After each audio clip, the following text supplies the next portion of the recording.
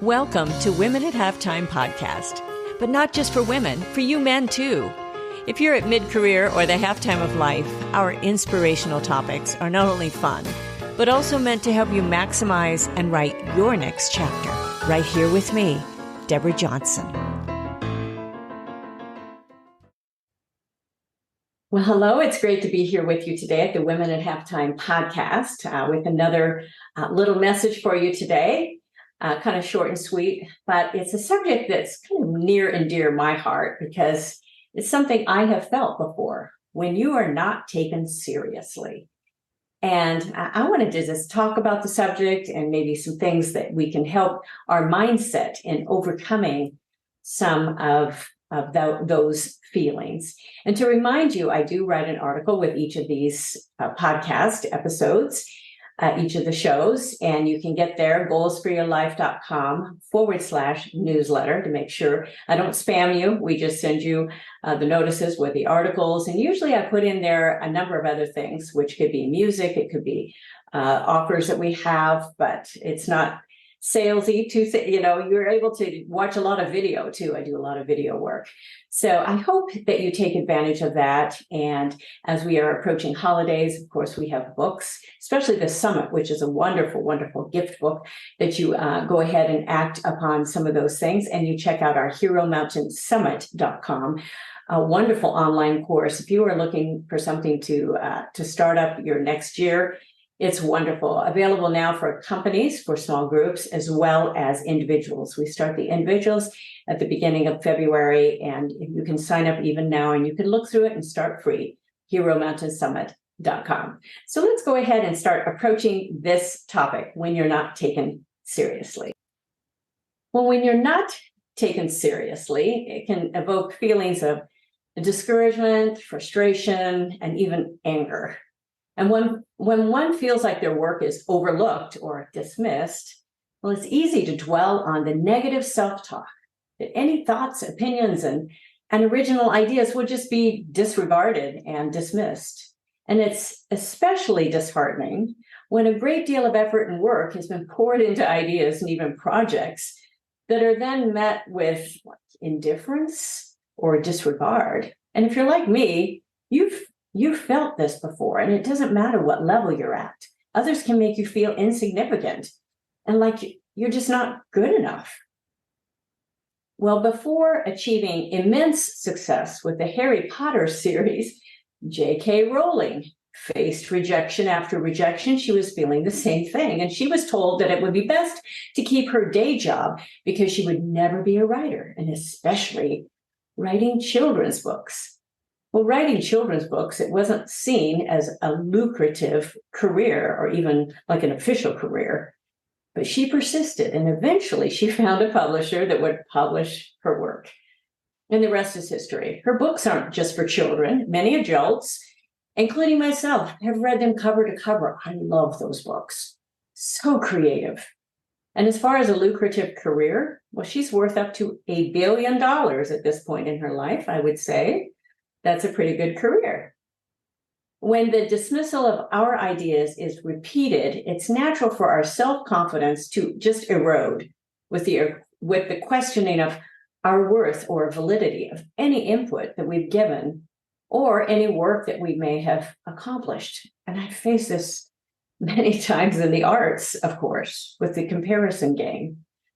Now here, I'm going to cover some ways to combat those feelings of discouragement, anger, and even giving up when you're not taken seriously. And we'll focus on 4 ways here. There are many more, but I'm going to focus on 4 ways. Number 1, know your worth and stand strong. Now this entails taking time to validate your skills, your experience, and natural abilities. I really encourage people, especially at the mid-career and halftime of life, to do this. And understand that many people would choose to dismiss others because they're looking to elevate themselves. Now, Malala, let's see if I can pronounce this, Yousafzai, well, Malala, people know her as Malala, is a remarkable example of a person who understood her worth, and she overcame tremendous odds. Some of you know the story. She was born in 1997 in Mingora, Pakistan, and she became an advocate for girls' education in her homeland at a very young age. And in fact, in 2009, she was just 11 years old, and she began writing a blog for the BBC, Urdu, under a pseudonym, speaking out against the Taliban's ban on girls' education in Pakistan's Swat Valley. And it was an act of bravery on her part, but it also made her a target. In October 2012, Malala was shot in the head by a Taliban gunman while on a school bus, which sparked worldwide outrage. And she survived, became the youngest ever Nobel Prize laureate at the age of 17 in 2014. But unwavering determination, resilience, and belief, not only in herself, but in the worth of every child's potential, has made a significant impact in Malala's fight for education. It's a great example and reminder that part of knowing our worth is knowing the worth of the mission that we believe in. It's very, very important. And it's why it's important to both define our core values and then our purpose. So number 2, improve communication skills. Now, practice this principle consistently, doesn't matter again what level we're at, and start with listening and then responding. Video is a wonderful tool that reveals facial expressions, tone of voice, and even confidence. And recording is as easy as turning on our phones to record an imaginary scenario. And then you ask yourself a few questions. Do I sound confident? Are my words clear and concise without a feeling of haughtiness? Sometimes, I will admit, sometimes it's hard to listen to ourselves and especially to watch ourselves. But do it. It will help. A vivid example of overcoming an issue of stuttering, which greatly hindered his ability to communicate effectively, is King George VI. And in the film, if you remember this film, if you saw it, The King's Speech, I loved that film. Based on the true story of his life, the actor Colin Firth, who played the role, went through intensive treatment and guidance to conquer his speech impediment and find his voice as a leader during a critical period in history, particularly as World War II was looming on the horizon. Now, very few are put into a role such as a king ruling a country, but the movie portrays very clearly how much work went into the ability to communicate confidently and assuredly to inspire confidence in the people. If you saw the movie, the repetition was amazing. So consistent practice and evaluation is the key. Writing down thoughts and even speaking them aloud, it really does help in this process. So 3, set boundaries with professionalism. Now, the principle of setting boundaries, it comes in different forms. Setting boundaries can apply to our mindset, in the type of conversations we choose to participate in, and even the type of relationships we continue to pursue. And setting effective boundaries, both personally and professionally, it's crucial for maintaining balance, well-being, and sustainable relationships. And sometimes, we can't choose all the people or groups we spend time with, but we can usually put limits on the time involved and how much emotional energy that we spend. Brené Brown, a renowned research professor and author, she's known for advocating vulnerability and empathy in leadership. Now, part of her message is to set clear boundaries to foster meaningful connections and healthy relationships. Brown's work encourages individuals to establish limits that protect their time, their energy, and their emotional well-being. And one of Brown's principles involves communicating needs clearly, stating expectations and limitations, clearly articulating this to ourselves first and then to others in a respectful manner. It really helps to foster trust and respect. We don't do this nearly often enough because maybe we feel bad about just focusing on ourselves and what we need. But the ability to say no or that you go into another area. It's also necessary when setting those boundaries.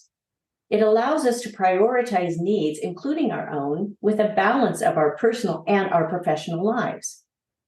And even though some may criticize this, those boundaries will build respect and even maybe even a bit of envy from others who have fewer limitations in place. I've actually had to tell myself that it's okay to do this. It's okay. It's okay to say no. So number 4, build a network of support. Now, no one needs all yes men or women in their lives around them, as this could develop a sense of false reality and evaluation of blind spots in our lives. Now, for most, it's not easy to ask for advice, right? Especially from those who've really not gained a huge level of trust in our lives. And there are many false networks of support or almost false relationships of support within large groups and organizations those can feel good upon entering, but many of those may not provide the type of feedback and close camaraderie that we really need, or even deep down that we really desire.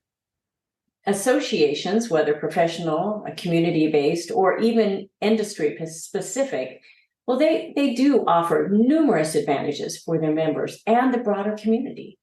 There are usually networking opportunities leading to viable business partnerships, knowledge sharing, learning, advocacy, and representation, and also access to resources and information, professional development and opportunities, market visibility and credibility, and even access to discounts and benefits. Some of the organizations I've been a part of are just wonderful for this. And most of us have been a part of some associations throughout our lives, but we have the choice on whether or not to continue. This is important in certain organizations. Sometimes we hang on much too long. I had been a member of a number of arts organizations for many years, with my concert work and showcasing shows all around the country. But as I expanded my focus into being an author and a speaker, I let those memberships expire. They were really no longer needed. And I've also been a part of NARIS, which is an organization that votes yearly for Grammy projects, Grammy Awards. And I've had projects to submit for many years in a row. I was an eligible member, and it made sense to keep up my membership. But voting takes a great deal of time, and the number of requests to listen to, hundreds of projects, it became so labor intensive that it didn't really make sense anymore in my life. And the point to all this is, as we move in and out of different networks during different times of our lives, as they're wanted and needed, that's fine. It's actually good to evaluate those groups from time to time. I've had to do this in my own life. So let's apply this. What do we take away from all of this? Well, to combat those feelings of discouragement, isolation, and even anger that arise when you're really not taken seriously, take a step back and reevaluate and apply some of those basic principles, which will instill confidence. And you can also add a few of your own. But number 1 was affirm your worth and stand strong. Remember that you're unique and your skills and your experience are very, very valuable. And number 2, we had covered, always have the goal of improving communication skills at any stage of life. It will be worth it. It's always worth improving those skills. And number 3, it's okay to set boundaries and say no. Oh, that's a hard one for me many times. And most of us don't do this nearly often enough. And we're at number 4, sorry. Choose a network and relationships that will encourage you both in your professional and your personal life. They're very connected in many, many ways. And this is a choice we can all make. And remember, you're worth that and valuable. I talk a lot about relationship circles. I've written about this quite thoroughly in my Women at Halftime book. And understanding those feelings of being discounted, both for individuals and for teams, is that first step in creating an atmosphere of creativity and healthy growth in our life. So keep learning, keep growing, and know your worth. Feel free to say yes to things that are going to be meaningful, to relationships that will be meaningful, to follow up on some of those relationships. They don't even have to be in your very, very close circle, but they can be worth keeping up with. That was one of my little looking back on my life. As you know, you always say, what would I tell my younger self? And keeping up with some of those relationships, it's like, I wish I had kept up a little bit more. Then it kind of feels awkward calling them now. But there are relationships that are worth keeping in your life because they are positive relationships. And as we end up working around in different circles of our work and our life, we lose track of some of those. And also just understanding that you can set your personal boundaries and how much you even want to work. And you can decide some of this. Usually at this point in our life, especially if you're mid-career, half time of life, you have a lot more freedom. Even if you feel like you have to still work, there's a lot more freedom because you've learned a lot more. You have a lot more experience. You have a larger network. There's a lot more that you have at this point in your life than when you were just starting out. And if you evaluate, it's amazing when you evaluate that. So I hope this has helped you, because it really helps me to reaffirm my strengths and what I'm doing. And as a content creator, as a creative artist, it's so easy to be self-critical as well as feel like you're not really being taken serious. When you put out this project and you don't get the sort of accolades, the sort of response, it's like, this is amazing. And sometimes this is amazing doesn't come until a lot later. That has happened with some of my projects. And I think, why didn't people see this when I did it like 5 years ago, 10 years ago? So understand that you are worth so much more than just the product that you put out. And we need to take everybody around us. They are worth taking seriously. And we don't have to do a lot of self-promotion. We can just be ourselves. So I hope that's encouraged you in many ways today. It was a fun one for me to approach because it's been a lot of little areas of my life that I have felt like people aren't taking seriously, especially because I'm a creative artist. That's a big, kind of one of those big things as we create material, as we create projects. So, but I hope it really, really encourages you today as you listen to this, as you watch the video, as you read the article. And make sure you connect with us, goalsforyourlife.com/newsletter, Deborah Johnson speaker, goalsforyourlife.com, or even DJ Works Music. And that you make sure that you connect with us also on social media. So this has been such fun to be with you today.